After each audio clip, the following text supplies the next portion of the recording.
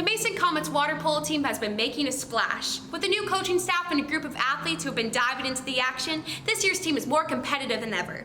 Team captains Lauren Nguyen and Andre Kudikov have watched the team improve with every new match. While water polo isn't a new sport here at Mason, it can sometimes be difficult to understand how it's played. You play water polo, it's kind of like a mix. I like to think of a couple of sports. There's obviously a lot of swimming since you're in the water.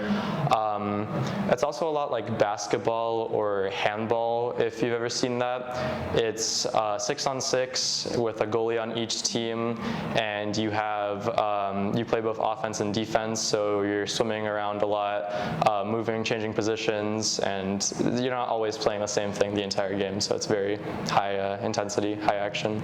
The team has improved tremendously this season. Part of the reason for their success is challenging practices and a conditioning regimen led by experienced and accomplished coaching staff. My biggest goal is for us just to continue improving. It's our first year with new coaching staff, so I just really want to make the most of the opportunity we've been given and really help everyone improve and learn something new this year. Water polo is unlike a lot of other sports in the sense that it is insanely hard to start out. Starting with the sport, the conditioning, and the level of play, it's extremely tough mentally to get through the beginning, and that's why I don't think a lot of water polo doesn't have a super high player retention rate, because most people will show up to the first practice, get absolutely destroyed on the sets that we do, or how much swimming there is, or how much conditioning there is, and they just won't want to play. But water polo has taught me that there's not you can't always reach the end goal without going through the hardships of the beginning. The team's improved a lot this year because we got a whole new coaching staff, and our coaches this year are really experienced with water polo.